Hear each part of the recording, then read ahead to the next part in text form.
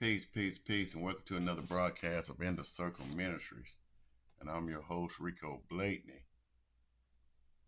I'd like to welcome you out to our broadcast tonight. Thank you for joining us. And we got a great show lined up for you tonight. We will be actually talking about Yahweh not being the Most High God. And um, we stem off some things we talked about the last time we was on. And I apologize about not making it yesterday or some of the other days. I don't apologize for because I had things that come up that I had to take care of and some things to do, so I wasn't able to make it. But for yesterday, we just were tired and wore out. Had a long day. When I got the chance to sit down, I went on and went to sleep. When I woke up, it was too late for a show. So here we are today. Um, and that, like I said in our last couple episodes, we've been showing certain things that basically it would be sort of like our keys to unlocking the Bible and seeing when, where, and examining information and stuff like that. And some of the things, it would be like the same as my key to unlocking the Bible. Whereas, just give me one second. Whereas, really, it's more like breaking down some things that you normally don't do. And so, with breaking these things down and looking at information, looking at the scriptures, or looking at the Bible, we get to find out more things. So let me say peace to everyone in the chats as well. Give me a second.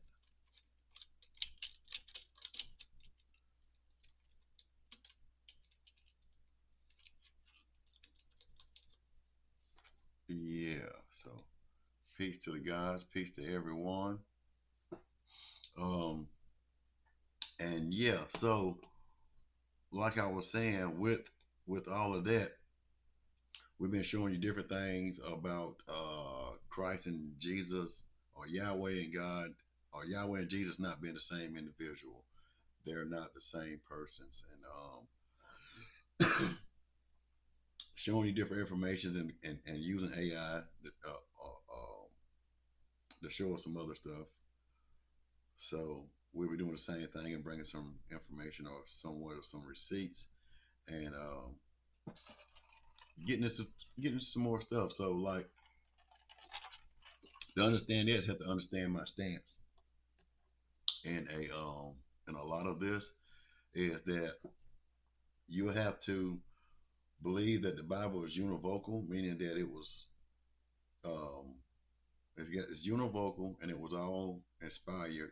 And I think it's in Timothy where you get that from all words are breathed or God inspired, and that each one of the books were written by were specific authors, and God inspired them to write and record everything that was down from Genesis to Revelations, and that it is the same God or one God, and there is only one God that the Bible is talking about, and it is the God of Abraham, Isaac, and Jacob, and it is the God of the Hebrew Bible, and the God that created everything, down to the God that allowed Christ to be in here. That same God is the Father of Christ, and Christ being the Savior now, and He's going to receive all the inheritance, all the power, and all the things from God.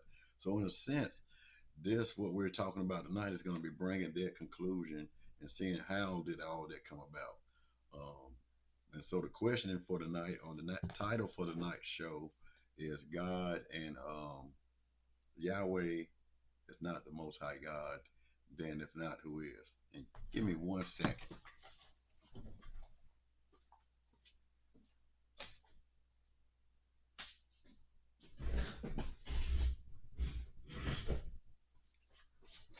Okay, sorry about that. And that's what it'll be talking about. And give me one second as well, and I get back with you guys. Just just give me a hot minute, they would say.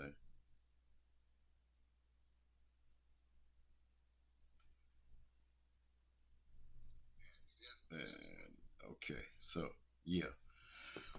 So that's what we're getting into today. And I know most time Thursday don't be a good time, not unless YouTube be lying to me, not showing me that people are actually on, or the numbers be throttled back. But um, we'll be getting into a little bit how that came about, how that belief and that how that became a teachings and a thought. Just as well, we're breaking down about the Trinity and believing that Christ and God and the Holy Spirit are all one entity, all one being in their own separate thing. Where that's not so as well. And I'm just here to share my experience and my knowledge. I'm not here to bash or knock anyone. So you still can believe and you have your thoughts and your opinion about whatever. Like I said, they're welcome here as well. You can put them in our comment sections. And if I don't catch you on the live or you don't catch me on the live, we'll end up what we'll do is end up coming back and answering them later. So um, without too much further ado, I'm gonna share my screen and I'm gonna get over here and grab this and try to anyway.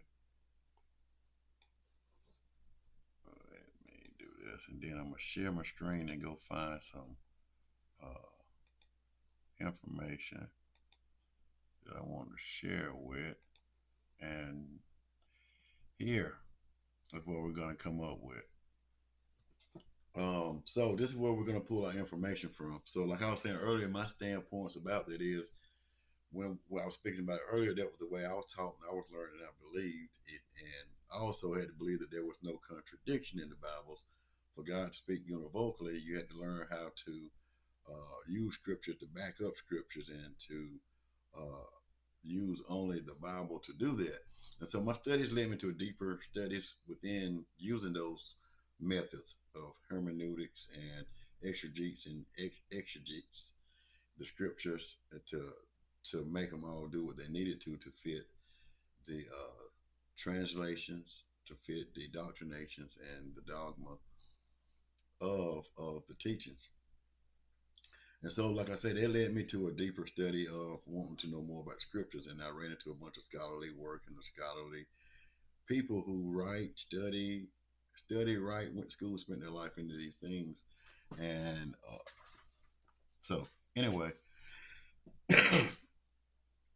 whenever you get down to it, like, and if you're into the Old Testament, you read a lot into the Old Testament, you'll see a lot of the Old Testament. You hear about the different kings, about different gods, even what they call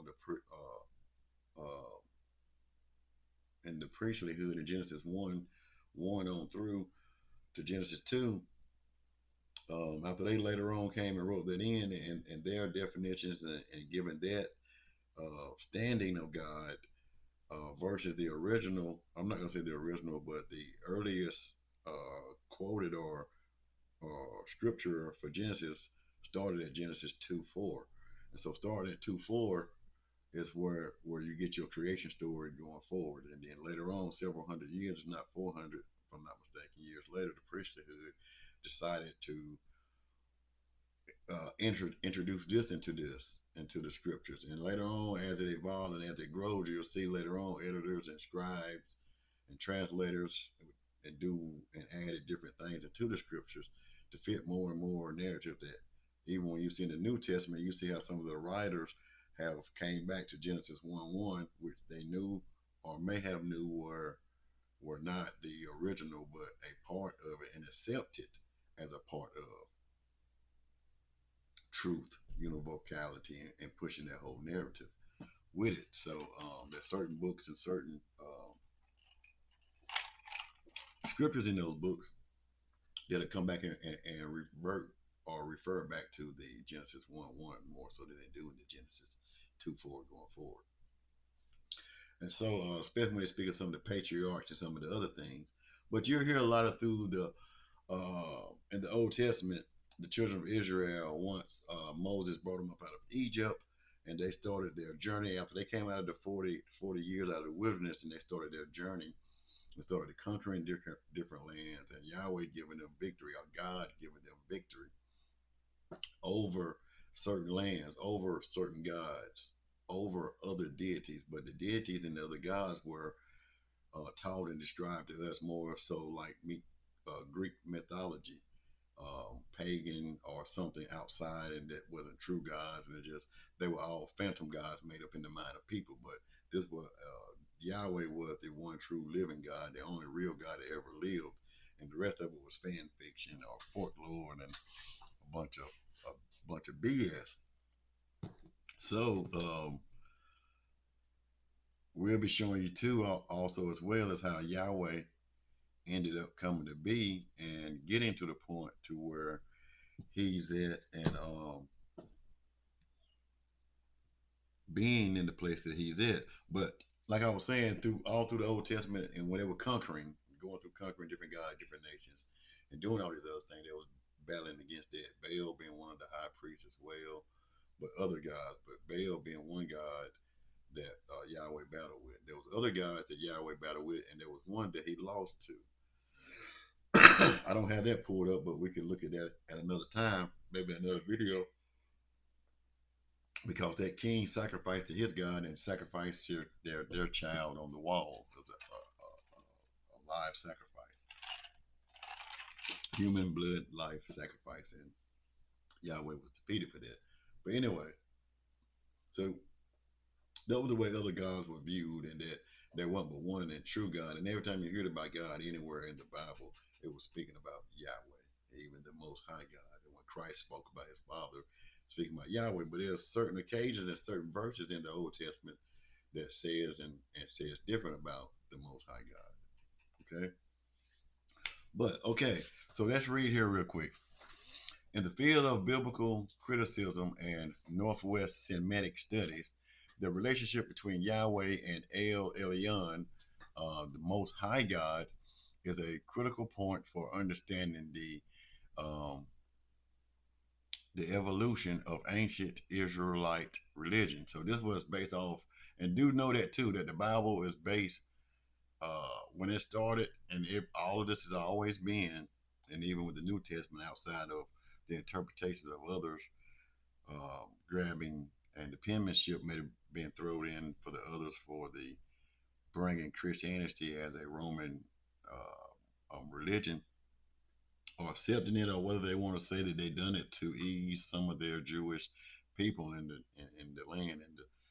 But anyway, um, so this was an Israelite. It was the children of Israel. It was these specific people's story. And so even when you get from the Genesis, and anything that you're going to get in the Bible is pertaining to these people, their beliefs, their opinions, their scriptures about them. It wasn't for say the Africans. It wasn't for anyone else. It wasn't for the European. It wasn't for those that was not of the Israelite or the descendants of the people that they claim or they acknowledge in the books. It wasn't for all race, color, creed, and nations. What I'm saying, but it was written in there later on for those that are of those other race, creed, nations, or whatever ethnicities that could join if they believe and follow those custom rules and everything else, just like any other group, sorority, or whatever. You can become a member if you follow these right here, no matter what you are, and get up under the rules and regulations. And it even got deep down to so bad that the males had to be circumcised in order to do it. So a form of grazing as well, or hazing, grazing and hazing, one of those two. But to enter on in, that's what had to happen. And so don't just know that too as well, that this is what they're saying. And so how this all come about in this Israelite religion, which have become known now as Christianity. But you still have Judaism and all these other that stem from these original people's religion. Okay. Okay. The consensus among most historian, um, critical scholars, is that they were originally distant deities who were later merged into a single deity. The original distinction, according to the deep history of the Levant, El was the patriarch and the supreme head of the Canaanite pantheon. He lived with his consort Asher, his god, his mate, his wife, his other divine being in the same nature as him. or so her name was Ashur. So El later on was Ashur. El and his wife Ashur were they come from the Canaanites, and if you understand a lot like we talked about on our last video, and that might have been what I done on TikTok if you don't know, but Abraham coming from the Chaldeans in the land of Ur, which were Canaanite people. That's over there where the Samaritans and all those are from. So they also had their own story, their own creation story for those people and that nation and that nativity. Just like over here before the colonizers got here, all the tribes that was here, the real indigenous people here, they all had their creation stories. The Cherokee from what this this is the colonizer name, the Cherokee. Um, the what the one of the Seminoles and all the other different groups and names that they give them, they have their creation story called Turtle Island or Turtle Island, and how creation story starts there for them and how the creation was created there. So you're gonna have different ones from different nationality, different race, different places all over the world and have their creation story. So when the Canaanites had theirs, El was one of their patriarchs, and we talked about it briefly in the last one that I did in the Enumilus, the Babylonian creation story, and you'll hear about the Most High God, in a sense, the God of the heavens. So this would be considered as, from my understanding, Anu would be like the Most High God. El would probably be more so of Enlil, the God that was over the earth. His inhabitants was the earth, and the people here was his problem. So he would be more like Yahweh, and his inheritance being Jacob, or but in their culture, he's one of the patriotic gods. But over here is where it become more more like a single god. Okay, so this is some of the how they form the Most High God and making their own God and Yahweh being that God. But anywho, we'll get a little bit further into that.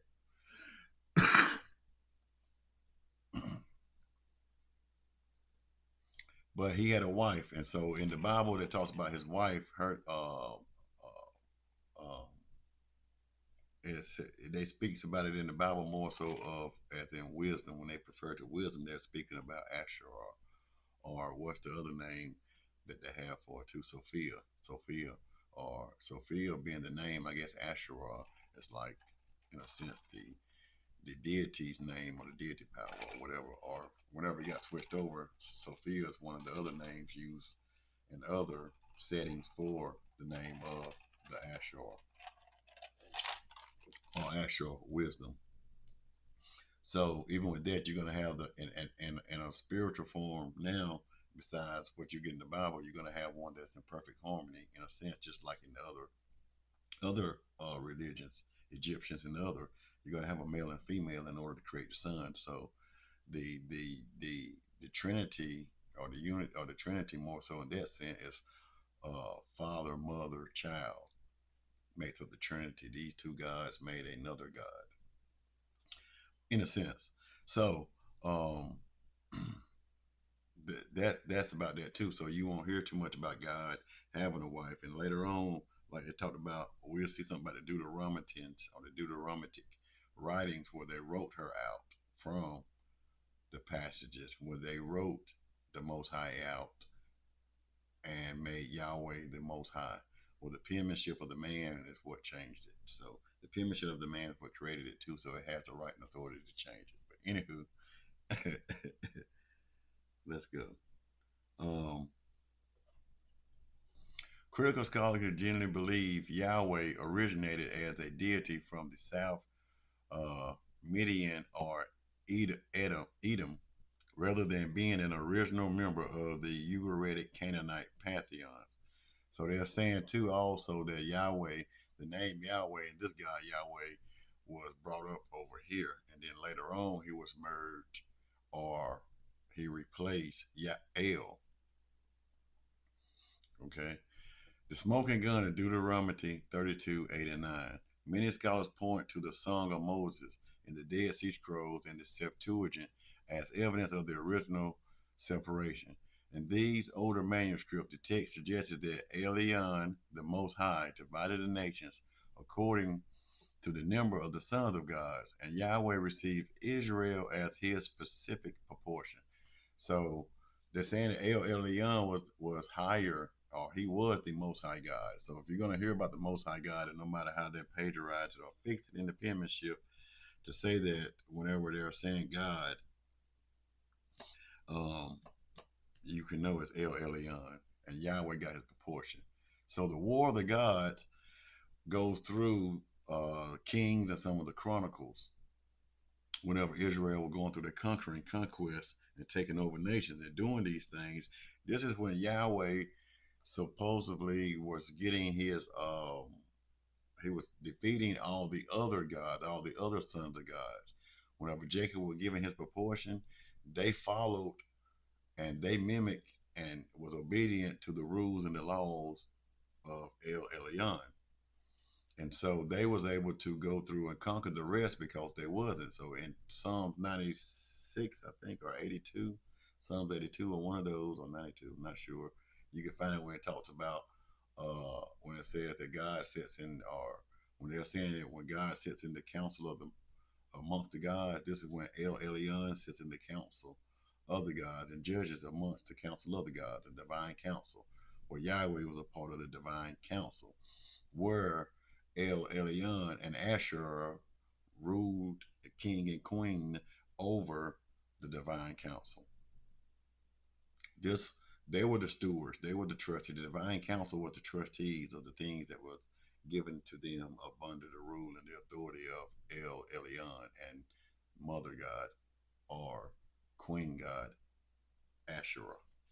Okay, and so they're speaking here about that as well in Deuteronomy, and they'll tell you that this is when Yahweh got there. So they went through the conquest and they took over and he got it. And later on, you hear remnants of this, and this is just my understanding and explanation. I don't have the theological evidence or nothing up here to prove this, but I'm just telling you from my understanding and my belief. When you hear about Christ receiving everything from the Father, he received the glory from God, and that glory was given to God to the Son for being obedient, going to the cross, living, dying, representing, yada yada yada, and all power that was given, that was God, Christ says it was given to him. He has all power in his hand now. So all that authority, all the nations, all the kings, all the other gods that was defeated up under the authority of Yahweh, Christ's Father, who impregnated Mary, Yahweh being his father, and had all that victory and all the power that he had that he supposed to be done gained or attained or that was written into from being El Elyon. Now that he is portrayed as the Most High God, as the Most El Elyon, sounds like a repeat of what Christ was saying what he would get from Yahweh. So they wrote it in and it's being portrayed as if Yahweh is taken from El through custom, and it gradually took time for that to happen. But now El is no longer El.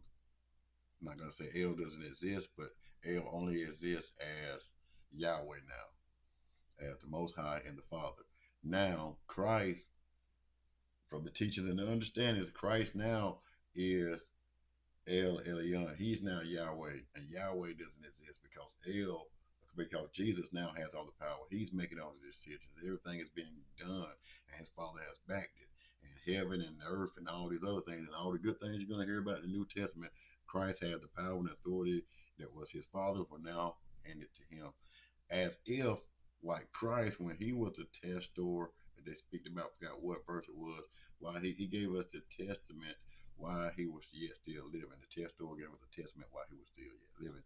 So he inherited the the uh, uh, um,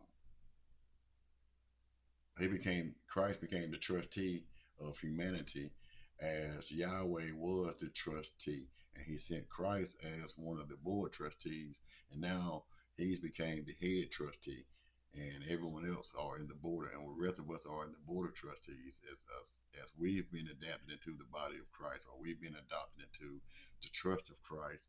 which belongs to God. Now Christ has full power and control over it because God has granted it over to him.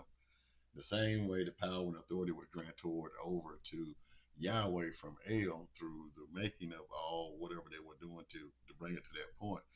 If you can see it in that way, that'll make sense to you. So it was all inherited, or they was all transferred, and all that power and authority through the position. So there's power and authority in the position, in the individual in the position that shifts. So anyway, so this is how you've got El Elyon written out. Asher was written out later on, and not gonna say written out. She was transformed and demonized. She was shown to be something bad and terrible, and displayed as something terrible, as the Asherah rods or the Asherah trees and all these other things. That she was taken out and deep, or she was demonized and written out and changed and altered to be shown as a different light, only as wisdom. The only way you're gonna see the feminine God deity energy is when you're speaking of wisdom, and it speaks at it as a her. Any other time you're gonna hear about power or deity, it's gonna be him, God, he, etc., etc. But let's keep going. When the Most Elion gave the nation of inheritance, okay, in this critical reading, Elion is a superior or pro, or port or partner, and Yahweh is one of the sons receiving a specific tribe to rule. When did the merger happen? The fusion of Yahweh and El was not a single event, but a gradual process of sychromatic, sych, oh my God, syncretism that occurred at the early Israelite tribes settling in the highlands of Canaan. The period most scholars date the primary merger to the 10th through 8th century BCE, the early monarch period. The process as Israelites identity solidified, Yahweh began to take on the characteristic titles and even the family of El. Yahshua assumed El role as the old man patriarch. Yahweh inherits El's divine counsel. This is what I'm talking about. He defeated, when Yahweh inherited El's divine counsel, he was going through defeating all of the other gods in their nations for the evil that they were doing, and not worshiping or noticing God as the real God, and all the other reasons that they needed in the Old Testament to destroy the people. Some earlier scriptures, like those of the Contilit Adrat, Yahweh is even associated with his Asherah, who was originally El's wife. So later on, you're going to see in other stuff that talk about in here that Yahweh was even able. Not only did he get the position as a trustee, he got the wife that came along with the position, or he got the deity, the creating deity that came along with the position. And I got uh, key difference and overlaps. El Elyon and Yahweh, indigenous to Canaanite, Ugarite, Southern Wilderness, Medianite. Give me 1 second. I got to get this book too. Median and Sinai, and they weren't too far from each other, if I'm not mistaken. At the distance from the Canaanites and Sinai, the Medianites, I don't think they were too far away from each other. I'm not sure. I haven't done too much research, but I'm not mistaken. I don't think they're too far. Anyway, the character of El and El Elyon, you can see here is wise, calm, elderly, creator, storm god, warrior, jealous. Sounds like Baal. That's why him and Baal did a lot of fighting. Baal was the storm god. When you had Elijah at war with Baal, Yahweh being the storm god, because that was one thing that was needed a lot, because the Israelites were people of agriculture and horticulture, so they relied on crops and everything else. So this is where you're seeing their wealth at. Their wealth was in their animals, livestock, and their crops. So even they gave their tithes and all these other things and their gifts outside of the gold and silver or some other things that was later integrated. The real tithes and offerings and those that was created from Genesis 2 on through was that of lives of vegetation and horticultural stuff. So that stuff is dependent upon the rain, dependent upon the weather in order to have a successful crop and a harvest as well. So anyway, those significant times in between Baal and Yahweh. Um, Seated on a throne and benevolent, associated with storms, mountains, and metalworking, same way with Yahweh. Yahweh was. That's what his things were. Yahweh Eliel, result of merger. Yahweh Elohim, the warrior god, takes on the superior authority of the high creator. So this is when you're going to hear about in the beginning in Genesis when they say that Yahweh Elohim, the gods, or depending on if they use it in a plural or a singular sense in the sentence. And it tells you if they're speaking of Yahweh or the divine council, what they're going to say, and the scholars say that it's the divine council. Um, so, absent of Asherah, the divine council is the 70 sons, just God and a bunch of boys. There was no damn woman. It's God and the sons of God. There's no daughters of God. It's just the sons of God. There's no woman of God. I did. Well, this is what LLM did. And he's the creator, warrior. He'll fight for you, give you victory if you did these things. You obeyed him. If you didn't, he kill you. He kill off your kids down to second, third, and fourth generation for disobedience. But anyway, the biblical memory of the merger. The Bible itself contains a memory of this transaction. In Exodus 6, 2 to 3, God speaks to Moses and especially acknowledges a change in name. I appeared to Abraham, to Isaac, and to Jacob as El Shaddai, but by my name Yahweh I did not make myself known to him. To critical scholars, this is a priestly redaction, the P source, attempted to smooth over the historical reality that the ancestral worship El, while the later nations worship Yahweh. By claiming they were the same person with different names, the biblical authors successfully unified various tribal traditions into one monotheistic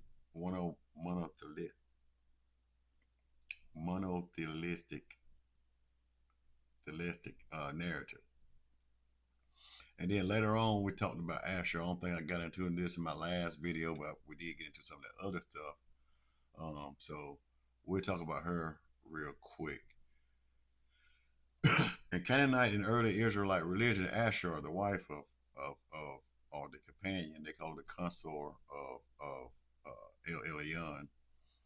In Canaanite and early Israelite religion, Asherah, also known as Asheret, was a major mother goddess and the primary consort of the high god El. Her role in Canaanite religion, according to the late Bronze Age, 1550 through 1200 BCE, text from Ugaritic Asherah was the creatress of the gods. So she was the other companion. So in the beginning, when the Elohim, when the God started created, it was her God. And I don't know if the sons was a part of the creation or were they there too. I'm not sure. Just saying for speculation of thought, just an opinion that came through my mind. Her primary, the sea goddess, her primary title was, you do your best to pronunciate that. If you can see it on the screen, it's up to you to do your best. I ain't messing with it. Other translated as Lady Asherah of the Sea or she who walks on the sea. So I guess that would make sense for uh, Jesus' spiritual mother, since he had to have some of that in some of his writing too about him walking on water. If his grandmother, this would be his grandmother, if his grandmother was known for that ability and having that attribute. Okay, symbolism. She was associated with lions, power, the tribe of Judah, the lion, serpents.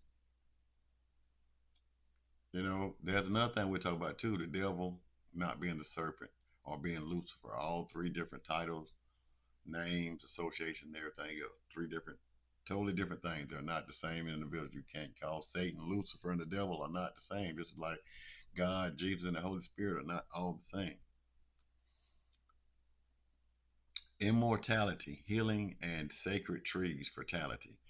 The time that the children of Israel were disobedient and something happened and the serpent started to come through and strike them and kill them with the poison. Moses either told Aaron, if I'm not mistaken, to make the copper rod of the serpent, which they said the same thing almost used, representation of the medical field of the two serpents going around the cross, and everyone crossed up under that copper thing would be healed. Copper serpents would be healed of whatever snake bites and things of that nature. So I think that has a lot to do with the serpents and the healing that made it into the Bible as well. Okay. And immortality, also the serpent. Sometimes it shows them as a ring and other religious of the serpent eating the sun. So the serpent with his tail in his mouth around the sun, capturing it. The darkness, consuming the sun, or Horus being consumed by the night, the darkness, or whatever. That same symbolicness or the eternalness, where you don't know where it starts or beginning. Circle. My thought and opinion. Not saying that there's anything to that. As I say, just here sharing my thoughts and opinion. And the sacred trees of fertility, fertility also speaks about that. It could be a symbol of also of Aaron buds, where some scholars have argued about the bud that was in Aaron's rod that budded and had almonds and did all these other things, show the fertility blessings of it. Whenever Aaron showed the magic of his rod and his staff that budded, that was kept into the Ark of the Covenant. But also in the Bible, it talked about it, sacred trees and the poles and the Asherah poles that they would spin and make these noises and hum. The Asherah poles make noises and vibrate it. Had them on hills where the sound could vibrate and do their certain things. Which you will have El, and then you will have her too, which the vibration and the rhythm of the worship and all the other stuff makes sense of being high on the mountain, just like they were putting God on the mountain. So they changed it and took her out of it, tear down her pose, tear down her worship, and make it look bad, and made it look like as if it might have been a male god thing and another pagan god or another Gentile god or another pagan god at that time in the Old Testament of worship. Okay, Asherah as the wife of Yahweh. As the cults of El and Yahweh began to merge, see previous answer. Asherah was often inherited by Yahweh as its own consort. This is world history. And so you can check into these links. We won't do that tonight, but you can check into these links and read into some of these things by some of the scholars and people that have searched and done these things as well. Scholarly controversy. Some scholars argue Asherah in these contexts refer to a cultic object like a pole rather than the personified goddess, but many believe the object specifically symbolizes the presence of the divine female at Yahweh's side. The Asherah pole in the Bible. The Hebrew Bible mentions Asherah or Asherim plural about 40 times, using in reference to wooden cut object poles or symbolizing trees erected next to altars. Official worship. Biblical texts indicate that Asherah worship was not just pagan, but often part of an official state religion. For example, King Manasseh placed an image of Asherah inside the temple of Jerusalem, 2 Kings 21:7. The purge. Reformers, kings like Hezekiah and Josiah, eventually ordered these poles to be chopped down and burnt during the transition to strict monotheism. To transition to strict monotheism, one God. El Elyon, the divine council, all that's going out the window when they got to monotheism. And this is one God belief, one God teachings, and all that other stuff. So you lose the feminine, you only have the masculine, you only have the singular sense. And if you're going to hear about any type of other, you're going to have a singular sense when you hear about wisdom or the feminine energy.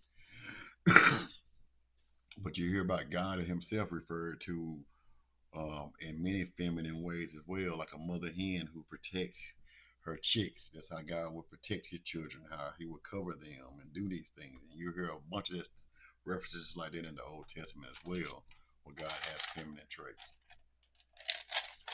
or motherly, not just feminine, but a motherly, effective, uh, feminine energy about itself in his relationship with his kids or his children or his people. Okay. Later evaluation. Some scholars see that the shadow of Asherah is later Jewish tradition.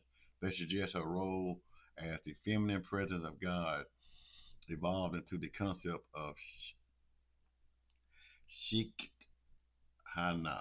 in the Talmud, or the personification of wisdom, Sophia, Shak, Shakamana, Shakna, in the book of Proverbs. Okay, so that's what it talked about Sophia and her name and being portrayed in personification of wisdom. And the other name is, I butchered it, but you can do your best as well.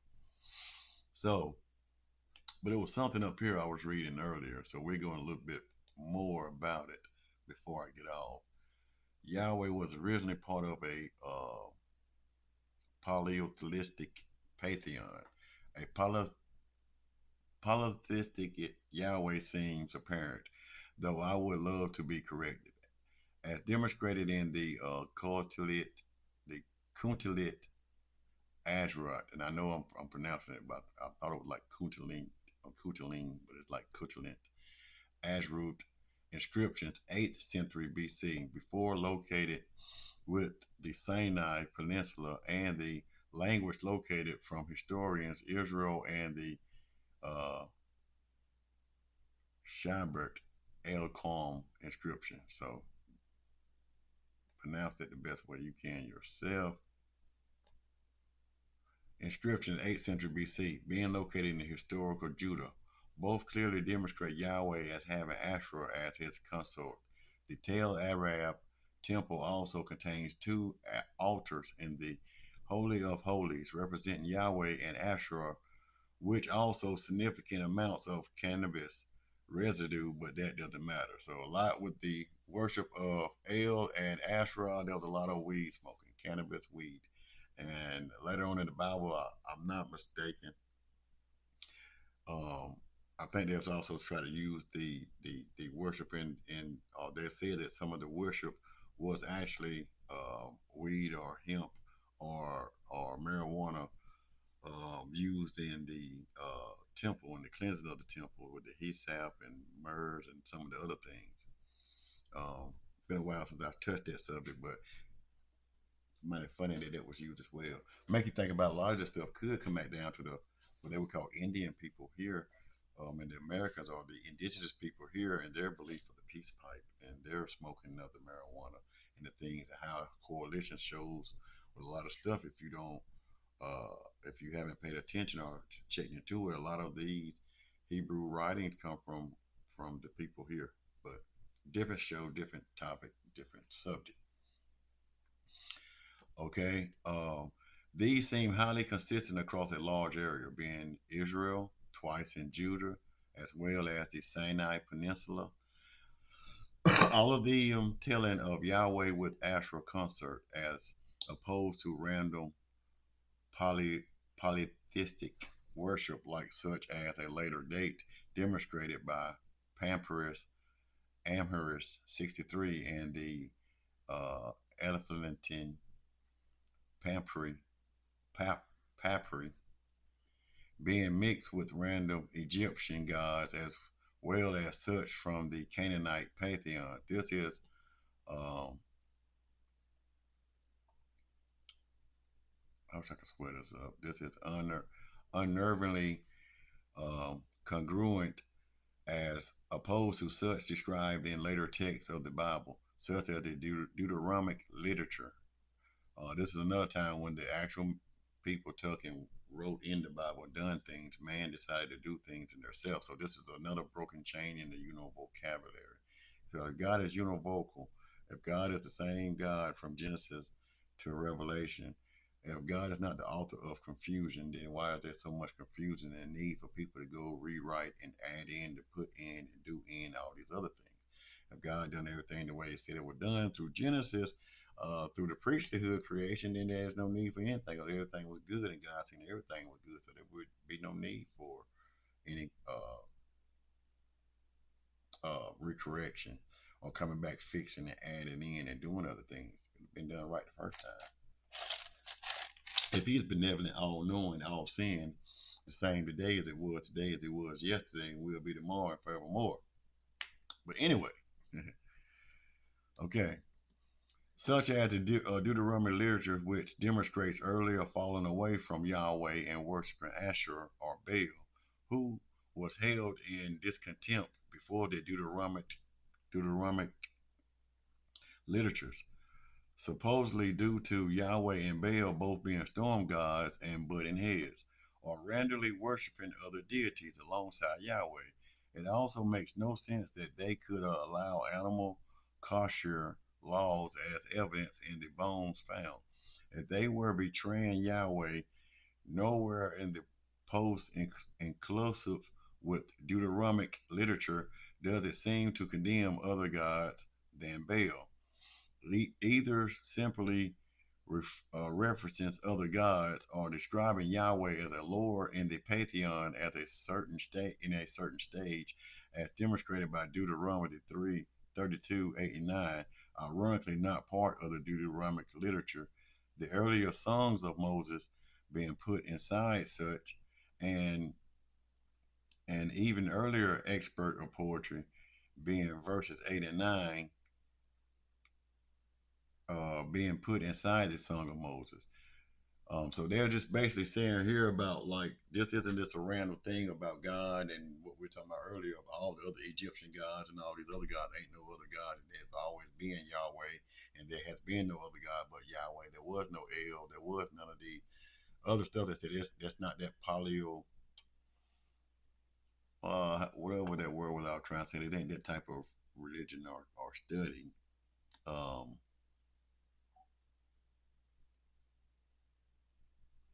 Let me find that word so as I can get it, get it, get it, get it.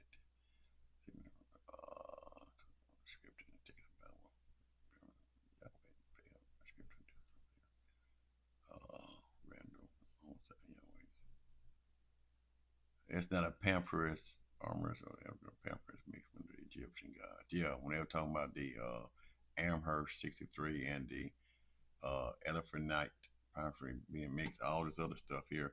So they were saying that even with them in these verses, in the Deuteronomic literature, these people went and inserted this from the experts of poetry and writing. They know that this was not the same rhythm flow or the way the author was doing it. This was inserted and introduced.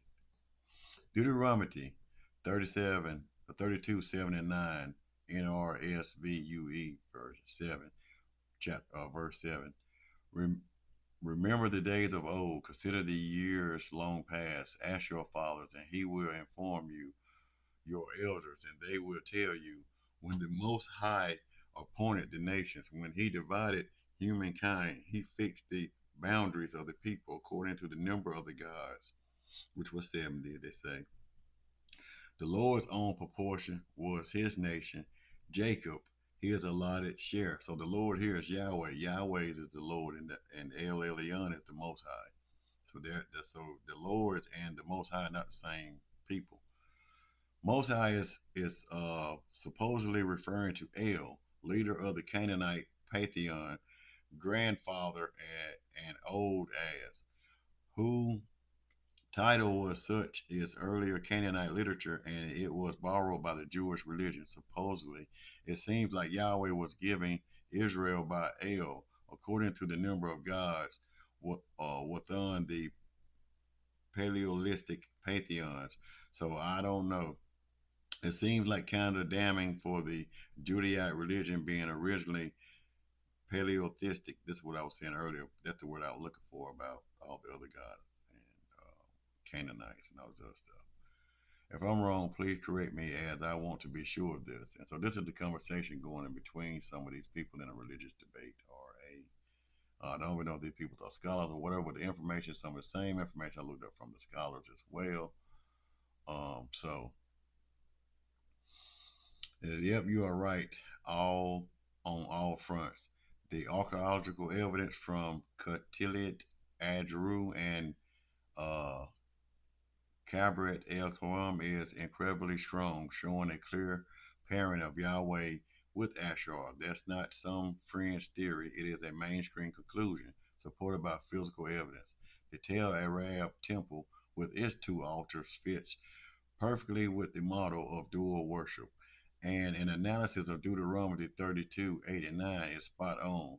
It's a key piece of textual evidence that shows a much older belief system, one where El was the head of the divine council and Yahweh was simply one of the many gods, albeit the one assigned to Israel.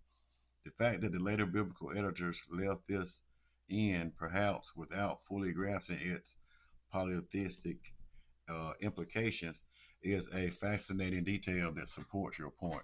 Your overall conclusion that this evidence un, um, is, un, is unnervingly congruent. It is a great way to put it, provides a logical step by step account of how Judaism evolved, and is much more grounded explanation than a instantaneous uh, divinely revealed truth. Okay, the journey from a regional god to the chief god of Israel was a gradual um, evol- um, evolving evaluation, gradual evolution. I'm sorry, I apologize. A gradual evolution. Yahweh's started out as a local deity, and through a process of synchronism, he was integrated with the Canaanite supreme god El Yahweh, took on El title and attributes, effectively merging with him. This led to a period of henolistic henotheism, henotheism, where the Israelites primarily worship Yahweh, acknowledging him as the greatest of all gods, while still believing other gods existed for other nations. This is why you see prophets condemning the worship of gods like Baal as a direct threat to Yahweh authority rather than denying their existence outright. Okay, so that concludes that, and just shows you a little bit about it. Like it's mainstream to know that this is where and how it came about to be. So understanding more about what you're going to have and what you're going to study, and this is why in some of my earlier videos you see why I call the Bible just literature. There are some good metaphors, there's some good allegories, and there's a bunch of good stuff like that you can take and use in your life to be positive results in your life or get the results that will yield the actual result in your life. But you have to strip away a bunch of the other bullshit and a bunch of other stuff because your thoughts do work as so as you believe, so will you achieve. So as you believe, so are you. The way you believe is what's going to happen or what you're going to produce in your life, followed by the actions that you follow up with your belief. But your thoughts and your energy are what's going to bring opportunities to bring you the results that you're going to get in your life, whether they're good, bad, negative, positive, or bullshit. It's your thought process and your energy that brings those things that you're going to put your energy into that's going to give you the results of what's in your life. You can believe that you're a millionaire. You believe that you're a millionaire, and some of the same thing I'm working on and living in my life to be is that I may not have like right now $1 million in the bank, but I have $1 million in things that I have moved and attained in my life, and damn near can do it by yearly. So in exchange of $1 million goes through in about a year's time. So even with that, the opportunity comes up for me to attain and gain and bring that. If I believe that I couldn't be no more than someone that's gonna be just living and work to pay the bills, then that's what my life and the opportunities are gonna present themselves. And so when the other opportunities that come that could change that, I won't be able to receive them because of the energy that I have. I'm not going to want to take that risk. I'm not want to take that opportunity. I'm not going to want to change from where I'm at because of that energy that I have is not producing that. But anyway, knowing that and having to understanding and getting you a better understanding about literature that you're having and that you're going to hold for gospel truth or you're going to use for anything, just I say, search it out and find out more and more about it. Don't just fall in love with the story on the surface. Find out how did it get to be, how did it become. Same way you do with relationships. But until next time, I want to thank you guys for coming out. Thank you for coming on later on and watching. Thank you for your likes, shares, and your comments. Thank you for your input. Thank you for being you. Most of all, thank you for you and your self mastery. Continue to grow within yourself and make yourself the best you that you can be. Because besides you, there is none other. Be the God that you was intended to be. And no matter what, you're in your feminine or your masculine self. Produce the God that you are. I love you guys. Peace, love, prosperity, extreme wealth to all. And may you all have a great night. And until next time, uh, thank you.